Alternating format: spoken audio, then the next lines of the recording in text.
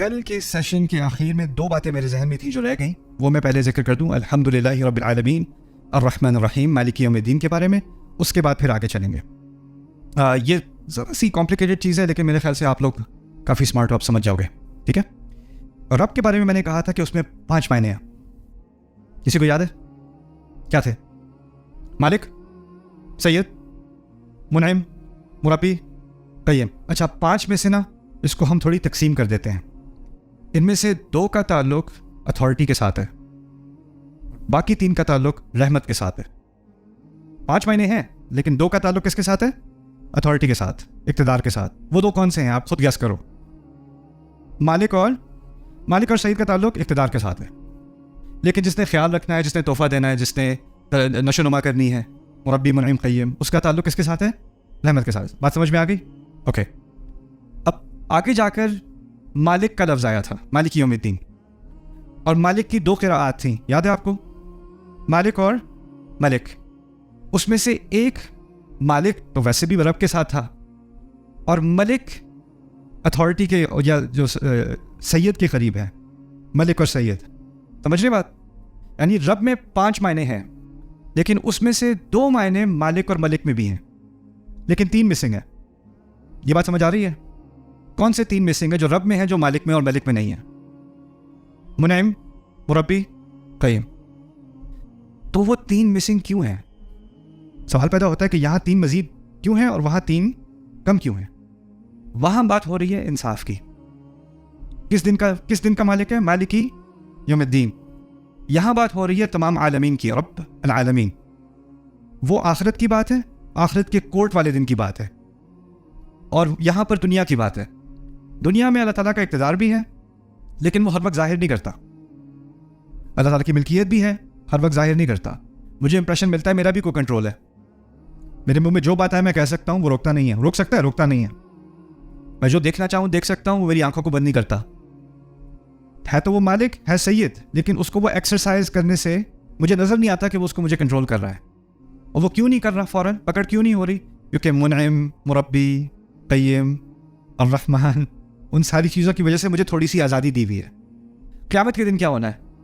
لا يتكلمون الا من اذن له الرحمن وقال صوابا. اس دن تو کسی کو بات کرنے کی اجازت نہیں ہوگی.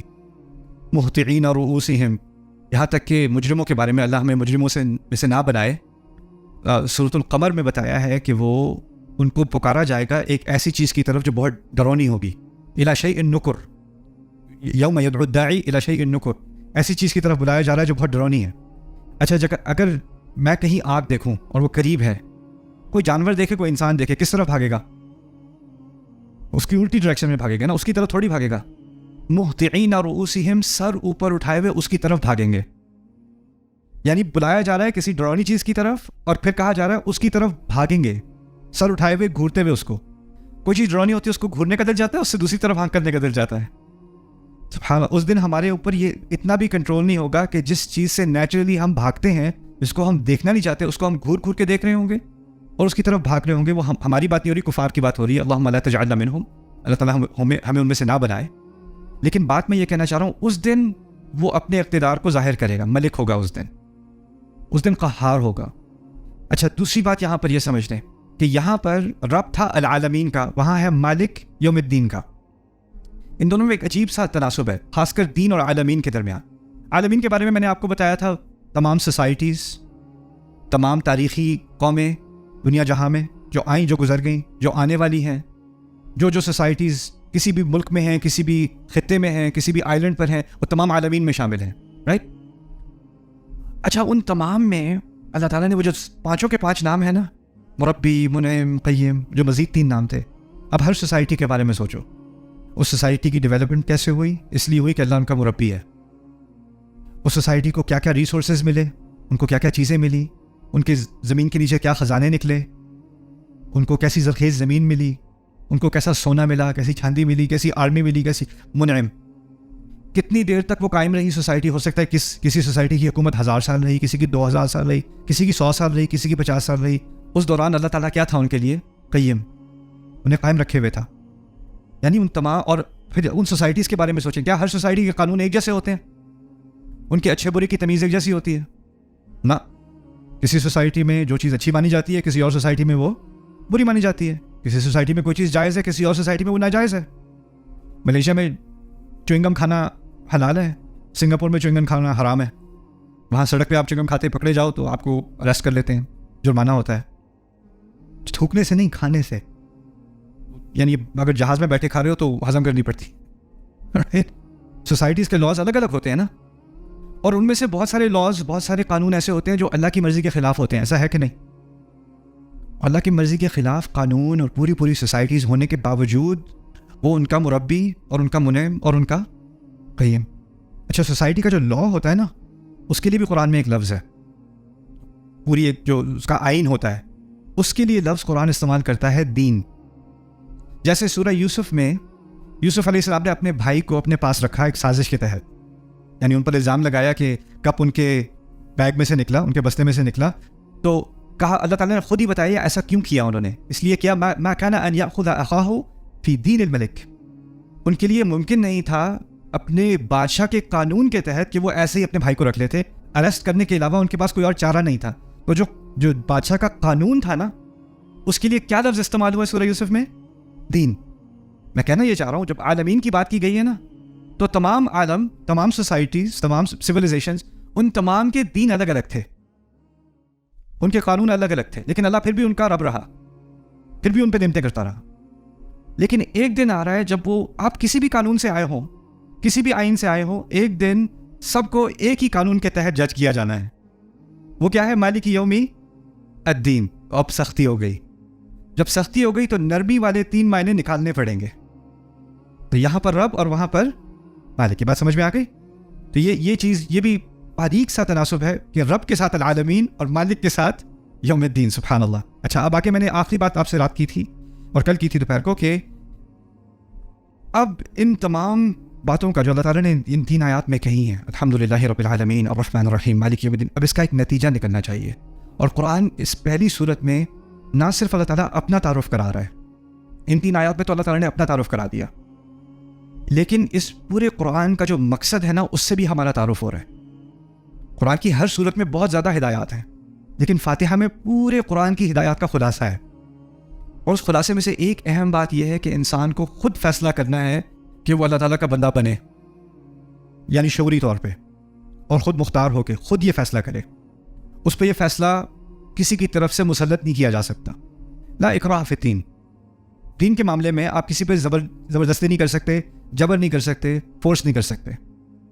آپ جتنا بھی بچے کو فرض کریں تربیت کر لو, نماز پڑھو نماز پڑھو نماز پڑھو نماز پڑھو, ایک ابھی اس پر نماز واجب نہیں ہے, اس کی عمر نہیں ہوئی, ایک دفعہ اس کی عمر ہو جائے اور پھر وہ آپ کے ڈانٹنے ڈپٹنے سے نماز پڑھے, تو اس کی نیت کیا تھی؟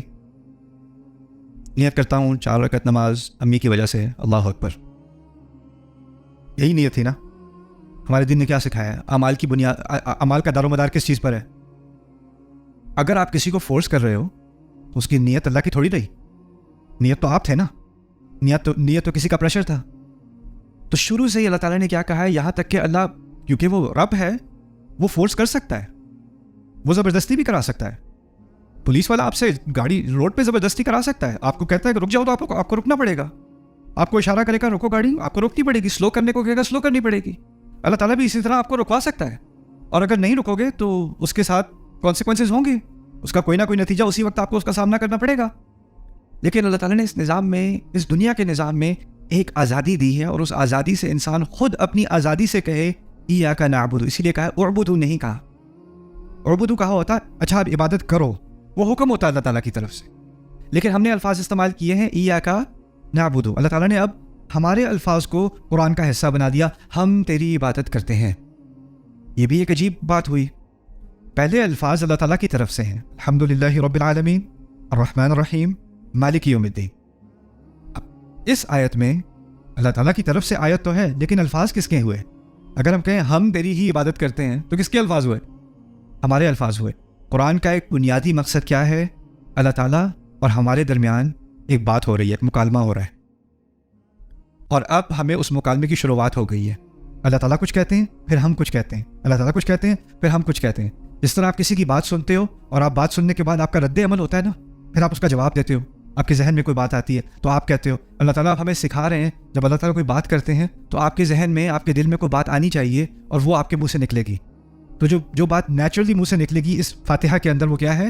ایاک نعبد. اچھا تو یہ پہلی بات تو میں نے بتا دی جس نتیجے پر انسان خود پہنچے. یہاں پر بھی ایک اور, کیونکہ میں اپنے بارے میں تھوڑی سی بات آپ کو بتاؤں گا, زیادہ پھر بورنگ ہو جائے گی. میں جب اسلام کے بارے میں سوچ رہا تھا کہ میں مسلمان کیوں ہوں, کیونکہ میرے پیرنٹس تو میرے ساتھ تھے نہیں اس وقت نیو یارک میں, کالج میں کچھ زیادہ ہی آزادی تھی, تو سوچنے کا موقع ملا کہ اگر مسلمان ہوں بھی تو کیوں ہوں. کیا اس لیے ہوں کہ میرے پیرنٹس والدین مسلمان ہیں, تو میرا جو دوست ہندو ہے اس کے والدین ہندو ہیں تو اس وجہ سے وہ ہندو ہے, تو وہ تو کوئی عیسائی فیملی سے آیا ہو تو وہ عیسائی ہوگا, کوئی یہودی ہو تو وہ یہودی ہوگا. میری فیملی مسلمان ہے, پاکستان سے ہیں تو میں مسلمان ہوں. اس کا اسلام کے حق ہونے سے تو کوئی تعلق نہیں ہوا. پھر دوسری بات یہ کہ جو اللہ تعالیٰ کو نہیں مانتے نا, ایک تو ہے کہ مختلف خداؤں کو مانتے ہیں, شرک کرتے ہیں. پھر ایک الحاد ہے. الحاد کیا ہے کہ میں ایتھیسٹ ہوں, میں کسی خدا کو نہیں مانتا. جو ایتھیسٹ ہوتے ہیں نا ان کی ایک کامن ان میں ایک مشترک سوچ یہ ہوتی ہے کہ اگر واقعی کوئی خدا ہوتا تو اتنی ناانصافی کیسے ہوتی. تم کہتے ہو یہ خدا بڑی محبت کرتا ہے, اس کو الرحمن کہتے ہو, تو یہ جو بچہ کینسر کی وجہ سے مر گیا, یہ جو ماں مر گئی کار ایکسیڈنٹ میں, اس کا بچہ بھی رو رہا ہے, یہ کیسا الرحمن ہے؟ اس کو رحمت کہتے ہیں. اس قسم خدا کو مانتے ہو تم. اور تو ایک طرف تو وہ کہتے ہیں کہ اس کے اندر اس خدا کے اندر رحمت نہیں ہے, تم کہتے ہو رحمت ہے, مجھے تو رحمت نظر نہیں آ رہی, اور اس کی ہزاروں مثالیں دیتے ہیں. اس کے بعد وہ ایک اور بات بھی کرتے ہیں, وہ کہتے ہیں تم کہتے ہو کہ اس خدا یہ جو ہے یہ عدل کا مالک ہے, یہ عدل کرتا ہے, مجھے تو کہیں عدل نظر نہیں آتا. جو لوگ بزنس میں چیٹنگ کرتے ہیں, جھوٹ بولتے ہیں, رشوتیں دیتے ہیں, کرپشن کرتے ہیں, وہ آگے نکل جاتے ہیں. جو دیانتداری سے کام کرتا ہے, جھوٹ نہیں بولتا, رشوت نہیں کرتا, ملاوٹ نہیں کرتا, وہ کیا ہوتا ہے اس کے ساتھ؟ وہ پیچھے رہ جاتا ہے. جو اپنے پی ایچ ڈی پیپر میں کہیں اور سے کاپی کر کے ادھر ادھر سے کر کے سبمٹ کر دیتا ہے, اس کو پیپر مل جاتا ہے, اس کو ڈگری مل جاتی ہے. جو اوریجنل کام کرتا ہے وہ پیچھے رہ جاتا ہے. جس کے پاس سفارش ہوتی ہے وہ آگے نکل جاتا ہے, جس کے پاس سفارش نہیں ہوتی وہ پیچھے رہ جاتا ہے. تو یہاں تو ناانصافی کی جیت ہوتی ہے زیادہ تر. تم جتنا بھی کہتے رہو کہ یہ اگر خدا واقعی اتنا انصاف کرتا ہے تو اس کی ایک عام سی مثال ہے, اگر ایک انسان جان بوجھ کر غلط وجہ سے ایک دوسرے انسان کا قتل کرے تو اس کی کیا سزا ہونی چاہیے؟ اس نے ایک جان دی ہے تو کیا ہونا چاہیے اس کے ساتھ؟ اس کی بھی جان لو. لیکن اگر ایک انسان 100 لوگوں کا قتل کر دے, ممکن ہے کہ نہیں؟ ایک انسان 100 لوگوں کا قتل کرے, کیا سزا دو گے؟ زیادہ سے زیادہ ایک ہی دفعہ قتل کرو گے نا. ایک دفعہ قتل کرنے کے بعد اس کے بعد آپ کیا کر سکتے ہو؟ جانے اس نے 100 لی, لیکن آپ تو اس کو ایک ہی دفعہ سزا دے سکتے ہو نا. تو یہ انصاف تھوڑی ہوا. تو دو بڑے جو اشکال, دو بڑی شکایتیں آتی ہیں خدا کے کانسیپٹ کے خلاف, اللہ کے خلاف. ایک ہے کہ یہ تم کہتے ہو کہ یہ رحمان ہے, اس میں رحمت کہاں ہے؟ مجھے تو نہیں نظر آتی. اور تم کہتے ہو کہ یہ عدل ہے, یہ انصاف کرتا ہے, مجھے تو انصاف نظر نہیں آتا. پھر اس کے ساتھ ایک اور مسئلہ کھڑا ہوتا ہے کہ اگر کوئی بھی ایک رب کو مان لے, ایک الہ کو مان لے, جو ہر معاملے میں اس میں کوئی کوتاہی نہیں ہے, اس کے علم میں کسی چیز کی کمی نہیں ہے, اس کی حکمت میں کسی چیز کی کمی نہیں ہے, اس کی محبت میں کسی چیز کی کمی نہیں ہے, اس کے عدل میں کسی چیز کی کمی نہیں ہے. کیونکہ اگر ایک بھی کمی کسی بھی چیز میں ہو جائے تو وہ خدا نہیں ہو سکتا. بات واضح ہے نا؟ کیونکہ اگر کمی ہوئی تو خدا کیسا ہوا پھر, رائٹ؟ فاتحہ میں اس بات کا جواب ہے. فاتحہ میں اللہ تعالیٰ نے ہمارے اور اللہ کے رشتے کی بنیاد الرحمن رکھی, العدل رکھی. پہلے اپنا نام بتایا الحمدللہ, پھر بتایا تمام چیزیں اللہ کے بارے میں سیکھنے کے لیے پہلی چیز کیا سیکھنی پڑے گی. پہلا وصف اللہ کا, پہلی صفت کیا تھی فاتحہ میں؟ رب. یعنی اس تمام رشتے کی بنیاد, میری تمام زندگی کی بنیاد, انسانیت کی کہانی کی بنیاد ایک لفظ ہے میرے اور اللہ کے درمیان. وہ کیا ہے؟ اللہ میرا رب ہے. اب جب وہ اپنے آپ کو الرحمن کہتا ہے نا, تو وہ رب ہونے کے دائرے کے اندر رحمت کر رہا ہے. اور جب وہ مالک یوم الدین ہوگا تو وہ رب کے ناطے وہ فیصلہ کرے گا اس دن. یعنی اصل رشتہ میرا اس کے ساتھ کس چیز کا ہے؟ میں عبد ہوں اور وہ رب ہے. اچھا, اس رب نے کیا کیا؟ اس نے ایک فیصلہ کیا کہ جو میری رحمت ہے نا وہ 2 طرح کی ہے, ایک ظاہر اور ایک باطن. ایک رحمت میں دکھاؤں گا اور ایک رحمت میں چھپائے رکھوں گا. یہ اس کا فیصلہ ہے. اب کیونکہ وہ رب ہے, اس کی پوری اتھارٹی, اس نے یہ فیصلہ کر دیا. اب اس فیصلے کے پیچھے اس کی کیا حکمت تھی, کیا تک تھی؟ اگر مجھے سینس سمجھا دے کہ آپ نے کیوں کیا کہ کچھ رحمتیں ظاہر ہیں اور کچھ رحمتیں باطن ہیں. آپ کہو کہ کسی کی بیماری ہوئی ہے تو وہ تو عذاب میں ہے, لیکن اس کے پیچھے بھی کوئی نہ کوئی چھپی ہوئی کیا ہے؟ رحمت ہے. وہ مجھے نظر نہیں آ رہی. اب مجھے نظر نہیں آ رہی تو میں خدا سے کہوں ذرا مجھے بھی دکھائیں ذرا کیا رحمت تھی اس کے اندر, مجھے تو سمجھ نہیں آ رہی. آپ پہلی بات بھول گئے. کیا ہے وہ آپ کے لیے؟ رب. اور رب کے ہونے کے ناطے اس کو کوئی پریشر نہیں ہے کہ وہ آپ کو سمجھائے کہ میں نے یہ فیصلہ کیوں کیا. دیکھیں, اگر جج یا پولیس والا آپ کو روکتا ہے نا, تو آپ کو کیوں روکا مجھے, پتہ نہیں ہے میں کام پہ جا رہا ہوں, سمجھاؤ ذرا کیوں روکا مجھے. آپ کیوں اس طرح بات نہیں کرتے جج کے ساتھ, ٹیچر کے ساتھ, پولیس والے کے ساتھ؟ کیونکہ کیا ہوتا ہے اس کے پاس اتھارٹی ہوتی ہے, تو آپ اس کی اتھارٹی کے اندر سرنڈر ہو جاتے ہو, رائٹ.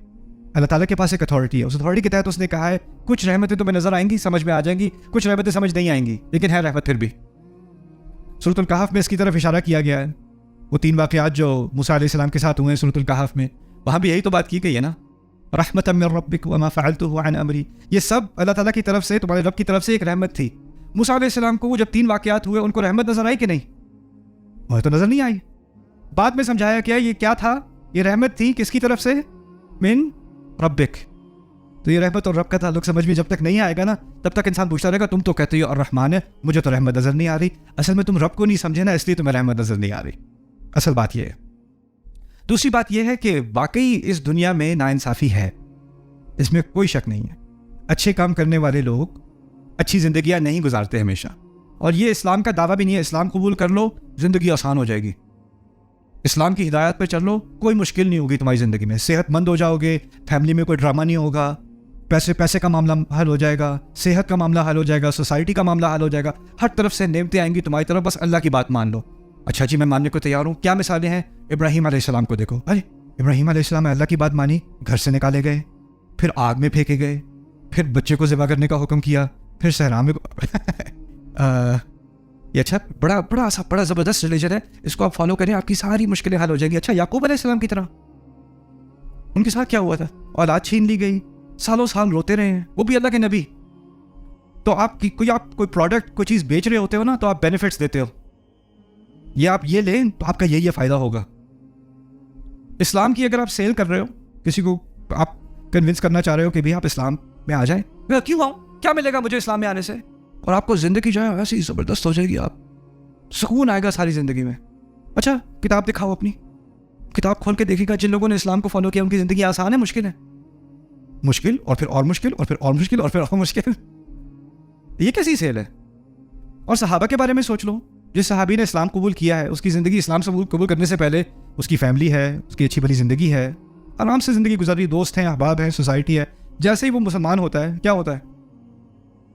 اس کی فیملی اس کی دشمن, اس کے دوست اس کو چھوڑ گئے, بزنس والے اس کے ساتھ بزنس نہیں کر رہے, بات اس سے کوئی نہیں کر رہا, اسے پاگل کہا جا رہا ہے, اس کو گالیاں دی جا رہی ہیں, اس کو سڑکوں میں مارا جا رہا ہے, اس پہ تھوکا جا رہا ہے, صرف ایک فیصلے کی وجہ سے, اسلام قبول کرنے کی وجہ سے. یعنی یہ ایک فیصلہ زندگی کو آسان نہیں بنا رہا. لگتا ہے قرآن کی روح سے کہ جب کوئی یہ فیصلہ واقعی دل سے کر لیتا ہے نا, تو اس کی زندگی آسان نہیں ہوتی, اس کی زندگی بہت ہی زیادہ مشکل ہو جاتی ہے.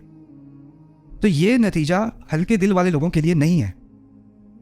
اگر واقعی یہ بات سمجھ میں آ گئی ہے الحمدللہ رب العالمین الرحمن الرحیم مالک یوم الدین, تو سوچ سمجھ کے یہ فیصلہ کرنا پڑے گا ایاک نعبد. اور کیونکہ یہ فیصلہ بہت مشکل ہے اور اس کے ساتھ بہت ساری مشکلات کا سامنا کرنا پڑتا ہے, تو پھر جو جہاں سے انسان کو سپورٹ ملتی تھی نا دنیا میں, زندگی میں, ہو سکتا ہے وہ سارے راستے بند ہو جائیں.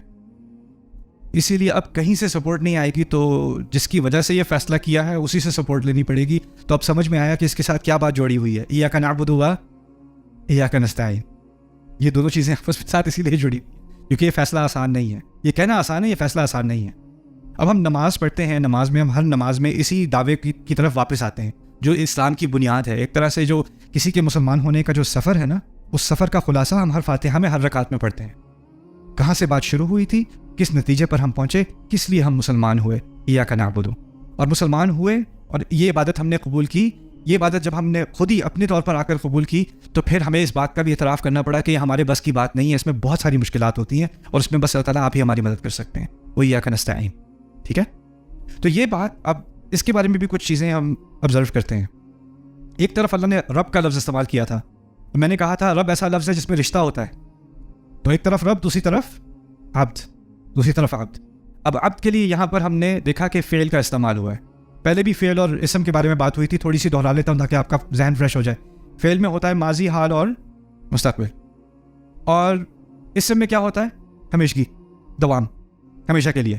اللہ تعالیٰ نے اپنے لیے رب کا لفظ استعمال کیا، اسم، لیکن ہمارے لیے ہم نے عبد کا لفظ استعمال نہیں کیا، اسم. ہم نے کیا استعمال کیا؟ فعل. فعل میں کیا ہوتا ہے؟ یا ماضی، یا حال، یا مستقبل. اور فعل ایسی چیز ہے جب آپ کر رہے ہوتے ہو تو ہوتی ہے، جب نہیں کر رہے ہوتے تو نہیں ہوتی. جیسے کھا رہا ہوں، کھا رہا ہوں کا مطلب ہے جب کھا رہا ہوں تو ہو رہا ہے، جب نہیں کھا رہا تو نہیں ہو رہا. لیکن اگر میں کہوں یہ کھاتا پیتا ہے، اب میں نے اسم استعمال کیا نا، اب وہ سو بھی رہا ہے تو کھاتا پیتا ہے. سمجھ رہے ہیں بات؟